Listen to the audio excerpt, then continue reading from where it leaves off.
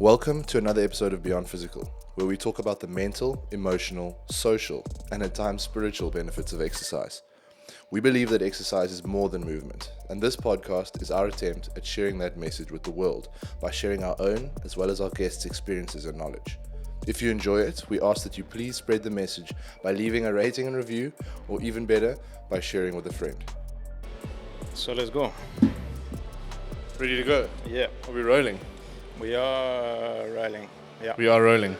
Welcome to another episode of Beyond Physical, and surprise, surprise, it's Marc.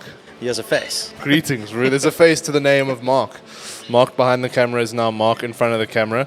We're going to touch on a couple of overrated, underrateds, and just chat away a little bit about self-employment as well, because that's something we have in common. We just completed a savage welcome back to the gym. 2025 break Marc's. Exactly. Also break Marc's chest workout. No, but it was a good session.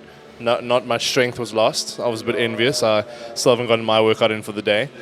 But a little bit of background on Marc. Marc has a creative agency, not a content agency, called Creative Clan, which Horizon does a lot of work with. Pretty much all of the high production value content you see coming out of Horizon is from Marc.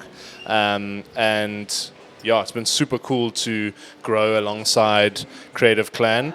And you guys have got some really cool clients and some really cool things on the go, obviously outside of Horizon.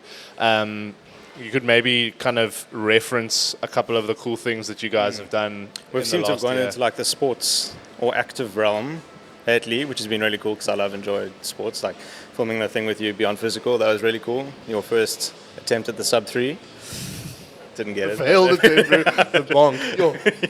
That was a good vibe, yeah. Bonk, yeah, it's still a really, really cool experience to film you doing that. Then we've got some rugby stuff, soccer stuff, all through a sports agency called Moonsport. Shout out Moonsport, they do a lot of cool stuff with us. A couple podcasts, you guys, some other rugby stuff. And then a couple corporate guys that also pay the bills, but it's fun work. I enjoy doing it. How does it work with box office? Do you guys do everything A to Z for them? No, so there's another guy, Mikey Faraday, he's the DOP and the director of photography on that, so he shoots everything. And then when he was away a couple months ago, then I took over shooting it. And then there's another guy called Matt Alexander. Shout out, Matt. Does the main edit, and we do the social editing for it. But I mean, if folks aren't available, we all chop and change. So how come it's so pieced apart? How come there's not just one of you doing all of it? Because Oaks aren't always free, and you got to have contingencies. If someone you can't, of course, it's more based around the talent than it is around us. You can always get someone to shoot it, but you can't get one of us to sit in for Shimmy or Skulk or Jean and talk about rugby. Because as much as I love rugby, I don't have the technical analysis that they do. So it's sort of based around them. So if Oaks aren't free on a specific date, because often we'll schedule this. And then I have to say, shit, dude, I'm sorry, I can't actually shoot this because I've got to go around and do that. So, that's how we fit in there. And then is box office, so can you just explain for those who don't know what box office is? And then another thing that I wanted to ask is that production coordinated by Mikey Faraday? And then he Moonsport. Oh, so yeah. Moonsport is the Moonsport is the client is World Rugby, and then Moonsport does the actual production side of things for them. And then Mike Stunn, he was part of Moonsport. Don't cuck me out, Mike, if I'm getting it wrong, but he's now freelancing, but he's still heavily tied into Moonsport. He's done a lot of work for them in the past. So he had that relationship, and he's also got a whole lot of gear that helps with running a pod. You don't have to rent it all in. He's got a whole lighting rig and all that kind of thing. So, and then for the people who don't know, what is box office? Box office is a rugby pod based around 3 guys. They started it around the 2019 World Cup, I think, over in France. No, it was Japan. No, it was the French one. Yeah, this latest one. 2023. The latest one was in France, I'm pretty sure. Yeah, so 2023, and the 3 of them went over to cover it and started a podcast format. And it went quite well. The majority of the time they were all coming down with a day on a wine farm kind of thing. So it's not so serious as a super sport or that kind of analysis. So it's a bit of banter between the boys and then some rugby thrown in as well. And they've got such a good dynamic between the 3 of them. It's 3 mates that just happen to all be ex-Springboks. That's super cool. And then they're on YouTube and Instagram. YouTube and Rugby Pass. RugbyPass.tv if you want to go and stream it. It's all free.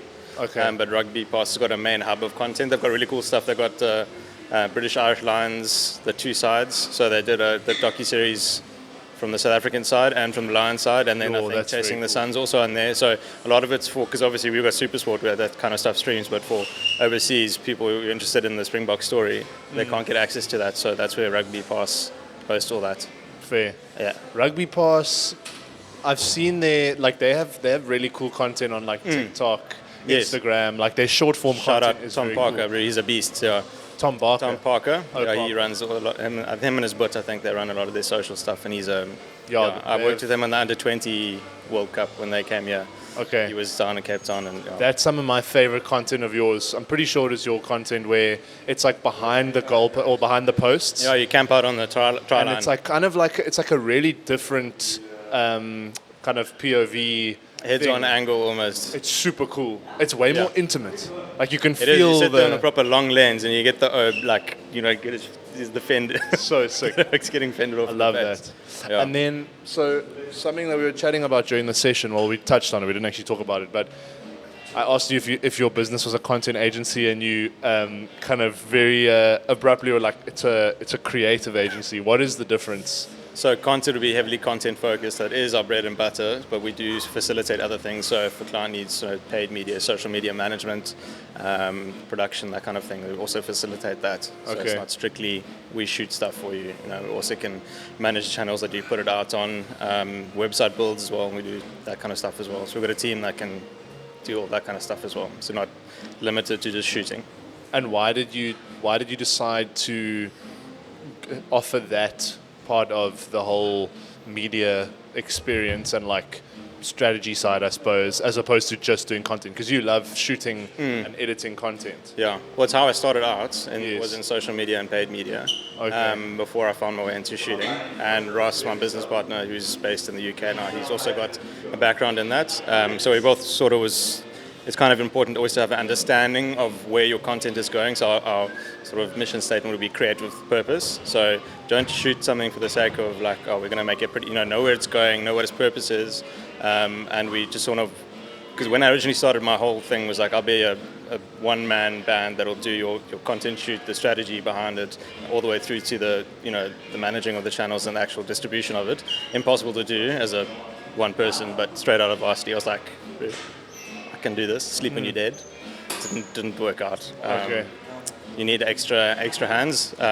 So we just feel like, why limit yourself to just shooting and editing when there's so much else that you can add on to that? If you're part of that process already, why limit it to just the creation of the stuff when you can actually facilitate the distribution and the strategy behind it as well? And then, do you find that most of your clients are specifically looking for the content only, or do they want a more integrated like content management side of it as well? So at the moment, like I said, the bread and butter is the shooting side of it, and that's because myself and Ross are heavily involved in that, and that's something that we can take on hands-on, and we're trying to grow the other side of the things as well. They've got one or two clients that we do stuff with, but we outsource that to a team of freelancers that can handle it. And that's one of our goals for this year and sort of going forwards, is to try to grow that side of the business as well, because I think we've spoken about it a lot. It's like I can only run around with the camera for so long before my back, despite your best efforts at trying to fix my quite manual stuff. Yeah, it's very manual. I mean, as much as I love to do it, I'm not going to be running around a field with a camera when I'm 55. Well, I'd love to do it if I can, but there's not longevity in that. So we want to sort of give ourselves other avenues of income. And it's probably more scalable to do the management side of things. Yeah. As opposed to, because I think like the resources you need to have available to become good at shooting content are, I would imagine, a lot more expensive than how you need, like the resources you need to become good at managing social media platforms. Yeah, I mean, so your the pool platform of we talent use is bigger. Called Later, which is where you manage all the, your media hub, and you distribute all the stuff. That's what, 650 rand a month or whatever it is, and as opposed to buying a brand new camera rig, which will set you back like what, 60 80K. Yeah, that's wild. Like most people cannot afford that. So you already, I think, open yourself up to more, like your talent pool is bigger because you'll have more people that will maybe have had exposure to that. And also because it's more administrative, I think it's easier to teach. Whereas shooting is more creative, and creative things are often, I find, more difficult to teach. It's like it's easier to teach something that's like methodical and formulaic. There's a set process to it. There's a set you just follow the thing. Yeah. Even if it's not your passion, you can do it. But like creating a really cool, compelling video or shot or whatever, like that takes, hundreds of hours of practice, and you probably should have some sort of natural creative streak too. Yeah, and like an eye for certain things, and have 100%. spent a lot of time looking at like video and photos and things, which I think is just a barrier to finding people to do that. But it'd be very cool to see, like, when eventually, like, is that something that you have pursued at all? Because like I know in the last year you have been looking at trying to bring on board people to help, especially with the content management side of things. Have you specifically been looking for that, or are you guys also looking at getting someone who can shoot? That's the problem. Is initially we were like, let's try to find the unicorn that can do both, and that's just not. It's unrealistic. It's a bit unrealistic, yeah. So, it's tricky. Like I'm sure you're sort of experiencing the same thing now. With you've got this amazing new space, but you're finding the balance between like capacity of team and keep maintaining growth. So we're toying with which avenue do we establish a base in before we pump proper effort into growing it. At the moment, like our main income stream is the shooting, and it would open up a lot more if I could get someone else that can come. And we've got a team of freelancers that can always help. So it's like the balance of like, okay, well, do we want to bring someone on full time, sacrifice the resources to that for shooting, or do we want to try and grow our social paid media, that kind of side of things, which is probably more scalable. Like you say, it's less of a specific, not that it isn't a skill or talent in its own, but it's more teachable. Yeah. So that's kind of where we at the moment is trying to figure out which one we want to go in. It's so hard, like little like precipice to be in, because it's like you said, trying to figure out where you want to direct the effort of growth. Like what is something that's actually sustainable long term and isn't going to take you 6 months of training someone to do. Because when you're a small business, it's a huge investment to do that, I think.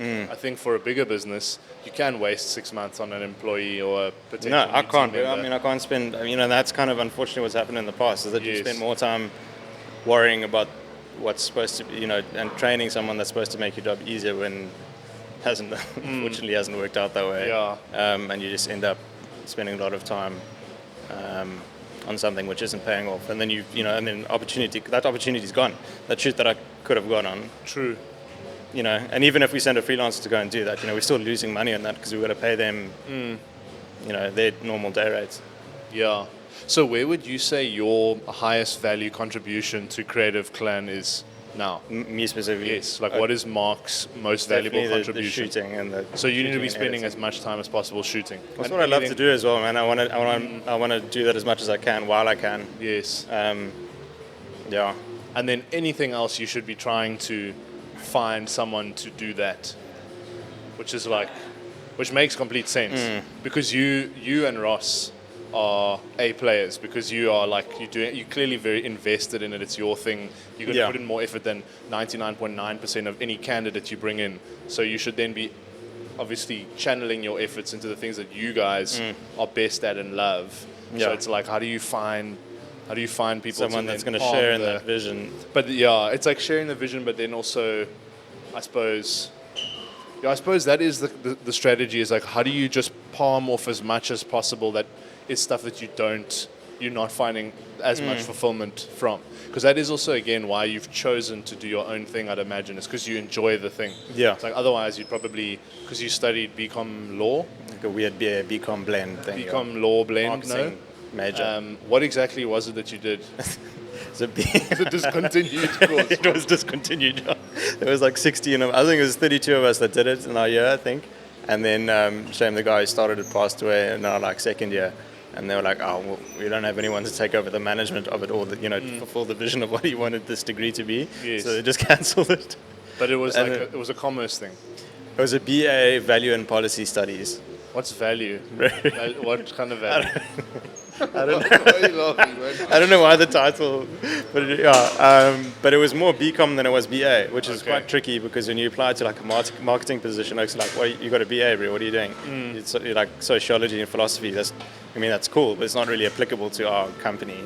But yeah, it was a blend of the both. So I did marketing, economics, business management, all that kind of thing. All of those things you're using with Creative Clan, like using like economics-based thinking. Marketing, that's basically like what you are doing. Yeah, I could have done without the sociology and philosophy though. That was fair enough. Useful. Yeah, that's maybe just like I personally loved the sociology module because it was so different to anything else that I did. Yeah, I took it as an elective. I did management science, BCom, and then I took sociology as an elective, and I thought it was sick. It was so cool, bro. All you did was read before the class and then debate. So much reading. And just talk. Yeah, it was like so much reading. A lot of readings. And I think that was my problem. I was just like, oh, yeah. I mean to read, right? No. Yeah, half the time I would just like skim it, but it was still like so much. Like I love that interactive kind of learning. Which is what the postgrad that I'm finishing now also is like so big on. It's called like I think it's called a flipped classroom or like blended learning or something where you prep prior and then you just talk in the session. So it's not like a structured lecture per se. Then there is a structured lecture, but it'll be like, here's the slide. The lecturer will say, okay, blah, blah, blah, and then like just open it up into like a discussion. Right. You can squeeze around if you like. Yeah, there's no problem. And it's super cool because you have so many different perspectives contributing that you learn way more than you would have if the lecturer just told you the theory. Absolutely. That's my one problem with university is that like I'm not the most engaged students. I never go out of my way to ask a question, which is on me, I guess. But like, I learn way more engaging in something and actually trying and doing it, or having a discussion about something, and someone just putting up information saying. You may as well just read it home then. No, exactly. Like, there's no like. Yeah, for me, the reason I liked going to lectures was because I knew that there was going to be some interesting conversation. Whereas, like, for instance, with accounting, at least the level I did accounting, which is like super like basic. All it is like, here's your homework, do your homework, bring your homework, let's go through the answers. Like, that's so lame. Like, I want to like there must be some debate or back and forth. Why do you think this is the right way versus why do you think this is the right way? Because that's like way more interesting and fun, and then it's like I want to actually go to this thing. But we kind of digressed a bit. I was asking you about why it's important to like do what we like to do as self-employed people, quote unquote. Yeah. Because that's why you do it initially, either for lack of other opportunities or because you are passionate or enjoy something and you want to make that your thing. So obviously, as you voiced, there have a couple of challenges that have come with trying to grow your creative agency. Net, do you think self-employment or entrepreneurship is overrated or underrated for the individual, like the person who has started the thing? Yeah, I think underrated. Okay. But in saying that, people don't fully understand what it entails. So people are like, you just work for yourself. You're like, that's chill. You're like, yeah. But then you're never not working, Like, if I'm not working, like this, we took 2 weeks, or in November, I took 3 weeks off and went to go watch all the rugby, and then I didn't make any money for 3 weeks, So, like, as cool as it is to work for yourself, and like, you got to have the discipline to, actually fucking work and get it done. Otherwise, you're not gonna. Well, I suppose it depends on your business model, but I way prefer it, being flexible in that regard. But also, you got to have the understanding that if you're too flexible, you're gonna dig yourself into a bit of a hole. Sure. So I think it might be looked at through rose-tinted glasses by some people and said like, "God, that's so cool. You don't have to do, you've got no one telling you what to do," and that. But that's what this scary thing is. No one telling you what to do. Like, you've got to set those deadlines for yourself. But also in terms of like, there's no real guidance into. That's what I'm super grateful for Ross for, because like tax and all that kind of thing. Really, like, I know I studied it, but I don't know how to submit a flippin' It's one thing reading it, and another thing actually being faced with it in real life. Yeah. And when it comes with actual penalties and I'm actually dealing with something like that now, but onto your point of like people saying they want to be self-employed or something, and then they're not actually fully aware of what that entails. Yeah. Like the other day I was sitting at Plato, and these two people across from me were like they were having this catch up, and the one said, like I'd love to just have a coffee shop like this, and like come in at like 10 or whatever. And I was like, one of my very close friends has a shop, a coffee shop and restaurant. He's actually been on the podcast, Will. Yes. And I was like, just knowing Will and how much he works and how much effort it takes to run that. Especially in the restaurant business, dude. This person who's saying like, oh, it'd be so nice. You have no idea how much work it takes to just quote unquote have a coffee shop. It's like, it's not like you just kind of waltzing in and everything is running smoothly. And it's because I think people misinterpret the flexibility for not having a lot to do. Where they'll see like the owner's maybe not in until 10 or 11. But the whole morning they've been running around, doing orders, putting out fires, doing things like... Dealing with staff. Since like 6 a.m. Shit, one staff member said they can't come in. Now they're trying to get someone to cover. This one orders late. They've got an event on the Thursday, so they're busy trying to go to Woodstock to organize this thing and this supplier. Because people aren't like fully aware of that side of it. And again, like you said, like the compliance stuff, like tax and like paying your VAT. You're doing everything. Yeah. It's not like, that's what I sort of envy about a 9 to 5 is that you check in and you check out. Yes. I mean, I know it's slightly different now since COVID. Everyone's like, geez, you work every single hour of the day, because that sort of barrier that boundary has sort of been a little bit deteriorated, because now everyone can work from home and you're reachable whenever. But that's what I envy about a 9 to 5. You go dunk, dunk, and then your weekend is your weekend or whatever, But if, like, it's happened to you a couple of times. I know you've been off on the Somerset West where and someone's phoned you like, well, there goes my weekend. Now I've got to come in and close, or whatever it is. That's it. I sound like I'm complaining about this whole entire thing, but I found it way more rewarding. It's something that you've built and that you like, that you have pride in, and that's it's your baby. So I think you care about it a whole lot more, and that comes with a whole lot more challenges. But I think it's definitely worth it. We have a small win. It's just the feeling of reward, and having done it yourself is so much better. I also think I agree with you. Net. No, I'm just going to check that camera. Oh, go for it. I would say that net, it is underrated, but I think at the same time, it's also, like you were kind of saying, and like we were both saying now, it's very much misunderstood, like the scope of what you're actually doing. Because if I look back on, I've only been, Horizon is now in its 3rd year, so we're a little over 2 years old now. And I think beforehand, like before we started, I had absolutely no concept of how much work it would actually take and how challenging it would actually be. Like, it's probably a good maybe 10 times harder than I could have imagined, but at the same time I'd say it's probably equally 10 times more rewarding than I could have ever imagined. So it's like, it's almost like there's a proportional reward for the amount of effort that it takes, especially if it's something that you really enjoy doing. Nothing can come close to the feeling of getting up at 4:30 on a Monday morning to come and take a class and like being keen for that. Like that's awesome. Like that's like super, that is so invaluable. And also, of course, like going away and not being able to, or not wanting to fully switch off because you're so invested in the thing. Maybe it's not ideal in the short run because it can have some implications on your personal life, but again, like that's such a gift to have something that you care so deeply about. It's amazing. It's so cool. Like comparing that to, I don't know, you have you done like you worked a bit in like service industry and stuff, and I'm not sure what other jobs you had, but like for me, the work I did before this, like it literally, I hated it so much, like I felt anxious. So that, like, obviously I could like end work at like 5 or 5:30 or whatever. Your 9 to 5, and then but it's still like such a stiff feeling of like, of course you can switch off, but at the same time, every evening.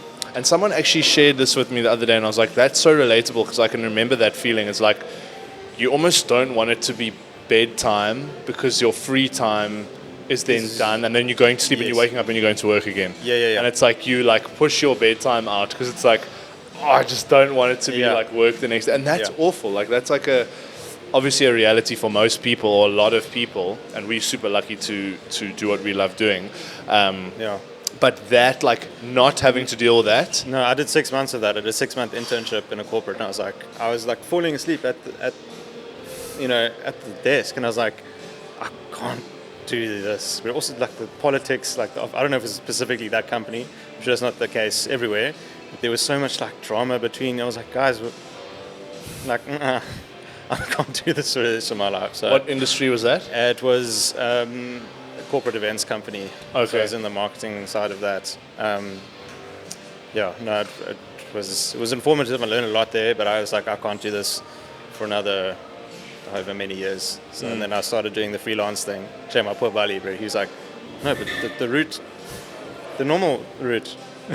Yeah, every parent just wants what's like secure and. Yeah, but he had a point though. He's like, well, surely you need to learn how to do all the things that you say you're going to do before you actually go and do them.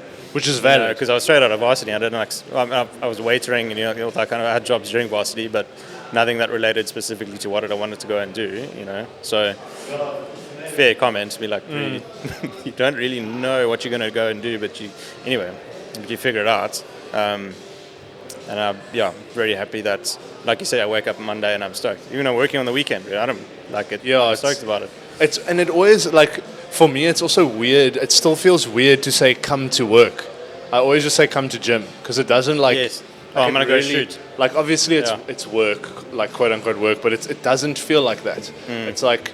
And that's the thing of, there are elements of it that feel like work, but for the most part, it's like coming here is like such a vibe. Like I love it. Like it's so nice to do that. And also another thing, I remember, and I've chatted to like all my friends who have experienced or are currently like people in my life who are experiencing dissatisfaction with work, it drains your energy tremendously. So I remember working I don't know what it was, call it a 9 to 6 or something, or 9 to 5. And feeling exhausted by like 2 or 3 and like counting down the minutes for the end of the day. Yes. Whereas now, like every Monday and Friday, pretty much guaranteed I'm doing a like 14 hour day. Yeah. And I feel amazing afterwards. I can go longer. It's just, you want to do some other things maybe. And it's, I think when you are, and like you'll have these like bouts where it's like, you're shooting every weekend for like months on end, and obviously you're tired, but it's like you are still like energized, still up for it, and do the thing, and you're up for it, and you physically and mentally you're a bit drained, but it's the not. Creative juices are running a bit droog, which is normal, I think, but you can still like chip away. Whereas you had a 6-month internship at a 9 to 5, dozing off. Like you say, the counting the minutes. So I was like, I'm gonna be so unhappy if I do this for the rest of my life. I can't sit there too and just be like. Yeah, no, that's awful. And I think if you do have the option to explore something you like, you definitely should. Kind of disclaimer, it's probably going to be way harder than you think. Yeah. But at the same time, nothing will even come close to being able to describe how much fulfillment it could potentially bring you, which is the coolest thing ever. And my mom always used to tell me that you spend so much time working, you may as well pick something that you enjoy because it's like that's a third of your life at least. So if you're in a high performing, high pressure job, it could be more. These are doing like PE and what's the other, like venture capital stuff. Like they work ridiculous hours. Like sometimes 80-hour work weeks and whatnot. But yeah, it's definitely something I think that people don't like. They maybe allow a little bit of fear to deter them, but it's definitely, I think, underrated. Like it's worth the fear price tag. Underrated, definitely. It's definitely I heard, at the risk of sounding like a complete podcast, bro, Chris Williams quote the other day, or he was quoting someone said, entrepreneurship is like chewing glass. Eventually you just start liking the taste of your own blood. Oh my gosh. Which was quite hectic, but I was like, I don't know if I completely agree with that, but like... That's an interesting one. Yeah. What did he mean by that? It's always going to be hard, and you're always going to be. There's always going to be a new challenge, but you learn to enjoy the challenge, I think. But that's part of what's so stimulating about it. Is I think it's very natural for humans to have different tasks and different challenges every day. Yeah. And I think that's what makes entrepreneurship fun, is that no day or very few days look the same. And I think that's a very natural way of human existence. Number one is the unpredictability and risk. Yeah. If you woke up in the bush, you didn't know the next day that you were going to be able to kind of evade the kind of clasps of the lion or something that was going to come and chomp you. And that risk is like a natural state of being, which I think is why it feels it can feel good. Like having that element of like, unpredictability, not knowing whether you're going to hit your target and keep the lights on for your business. Like, I think that is actually a natural state. That stress is what you should feel. Whereas knowing exactly what every day is going to look like, it's boring, it's low risk, it's not like there's not much change. That is, I don't think that's healthy. I think there should be some fluctuation and there should be some variety, uncertainty as to whether or not you will actually get to the thing that you are trying to get to, and variety, exactly. And I think that the challenge thing makes it fun, because it's like you've got to use different creativity muscles and things to solve different problems, which I think is super important. And what was my next overrated, underrated? Working for yourself, we've established, was underrated. We might be mildly pushed for time for that. But I think we can actually wrap it at this. So, moral of the story, do your own thing if you want. It will be scary, but it's worth it. And you'll really enjoy it. And you'll probably enjoy it a little bit. And if you mess it up, you can always do something else. But, that's another thing. Why did you, for you, like, was it more of a push or a pull that led you to do your own thing? Like, was it something that you were very dissatisfied with pushing you into doing the thing? Or was it something that was very alluring to you, pulling you? I think a bit of both, and also just the certainty that I didn't want to do what I was doing. So let's try a whole bunch of things and see what actually grabs my fancy. So I was like managing a night market for First Thursdays, like kind of thing on my own. That was tragic, but tragic. Why?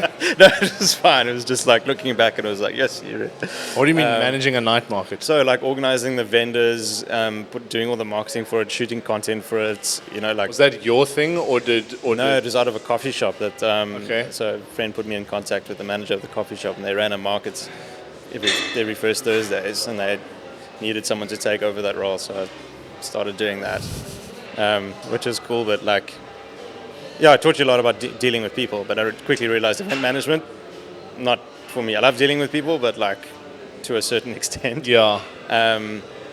So it sort of eliminated that role, but it also pushed me towards shooting, because I started shooting content, at the events kind of thing, and I was like, well, I really enjoy doing this, the creative aspect of it. So, I don't think it was a specific, like, don't want to do that, but like sort of process of elimination, and then it just got funneled into the sort of creative way of doing things. How old were you when you and Ross got into business? That was actually fairly recently. It was like 3 years ago. So I was doing my own thing, freelancing. So you were 39. Then, how dare you? I'm still young. I'm not ageist. I'd be interested in people who thinks older between the two of us. True, they'll probably say me. I'm getting a haircut, so my receding won't be as noticeable. No. 30's coming for you too, bro. It is. It's creeping up, hot and fast. So anyway, 2-3 years ago. Yeah, 2-3 years ago, and that's been going super well. Because he was immigrating, and we'd worked on a couple of projects together. So he needed someone to take over Creative Clan here, and then luckily thought I was worth investing some time and shares into. So. I did him without one. This is fine. I'm about my business. I had a hit list. Okay. I have forgiveness.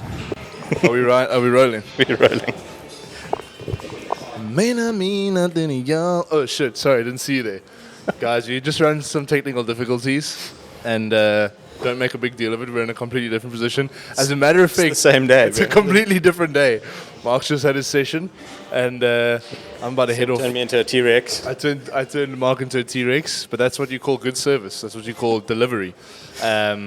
Speaking of service and service delivery, where we were cut off, I believe, was I was asking you to please kindly share what one piece of advice that you'd give to someone who's trying to start a creative agency or a creative outlet, or like a sort of entrepreneurial venture that is more content and creative inclined. Like what would you do to get started? What would you say is one piece of advice that someone could use who doesn't know where to start? I think the most important thing is to have a portfolio, just have a body of work to show people that you've actually got something, that a skill that you can market to them. So take a project, any kind of thing that you think you could turn into a story. If you're a filmmaker, even a photographer, you can tell a nice story with a group of photos, and then just sort of build a strategy around that, what you wanted to portray, and actually go out and shoot it. Like I used the example of Beyond Physical, the one that we rented it. If your mate's running a marathon or anything like that, there's a cool story there.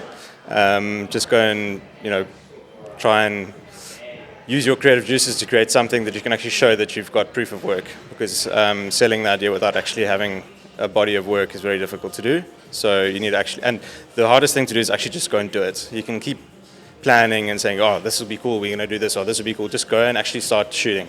And in the process of shooting, you'll figure out your creative voice, you'll figure out how exactly your process works. I mean, everyone shoots, edits, files, plans differently, so you'll figure out how you want to do that and what your workflow is through doing that. So yeah, I think the biggest piece of advice is just actually go and do something. Just go and do a project, and you'll learn from it. I mean, you might not even want to show it to people who could be potential clients. You're like, wow, this is. Learning through it, you'll be like, wow, this is actually not what I had envisioned. Clearly, there's holes in my game here and here and here, and you can go and fix it. And then if you come back with a better finished product. So I think that's the most important thing, is actually go and do something that you can show people. And I suppose the aim with that first bit of content is to learn about all those things. Like you said, learn about what kinds of content you enjoy making, what your editing process is like, what your storyboarding or visualization process is like how do you actually go from idea to finished piece of content. Yeah. And like you said, you might hate the end product. Yeah, you could go and shoot a music video for your mate and you're like, listen, I actually hate music videos, so I'm not going to do this. But you've got a rep in, and I'm sure it's just about like getting the reps in, and as you said, like building up a portfolio, so you have proof of concept. Yeah. And I think that is a great piece of advice for not just your industry in particular, but most industries. It's like, especially if you're delivering a service, people want to see what the result of your service is. It's very difficult to sell thin air. It's like, you've got to be an absolute wizard to do that. So if you're trying to create something that can be sustainable and is something you do for yourself, you might have to spend some time doing it completely for free. That's 100% true. You will do it for free for a while. And it's actually an opportunity. Each time someone gives you the opportunity to create content around something they're doing, in many ways, the learning you're getting from that, you should be paying them. So you shouldn't be expecting to be compensated for it. And I mean that's a big piece of advice I also share with people in this space, is like in health and wellness, but I think it goes for most entrepreneurial things, is like, just do the thing for free, figure out if you like it or not, get feedback, because feedback is incredibly valuable. Yeah. And you can look at it as being paid with feedback and lessons. Be open to receiving feedback. Exactly. Don't get all annoyed and buttered if someone's like, listen, bro, this is a piece of shit. Because in all honesty, probably the first couple of things I shot were look back at it now, I'm like, geez, this is trash. But, be receptive of that and say, okay, perfect, like, this is where I need to grow. And, like I said, if there's one or two things that you shoot, the world doesn't even see it, that's fine. Like you said, you get a rep in, you figure stuff out, and then you go from there. But I think, like you said, just do the thing. Just do it. Stop talking about doing it and actually just do it. That's awesome advice. You always find a barrier to entry that you're worried about. Just use the tools you have. And it's never the perfect time. Just go. No, exactly. It's very similar to what Andriana from Burnt said.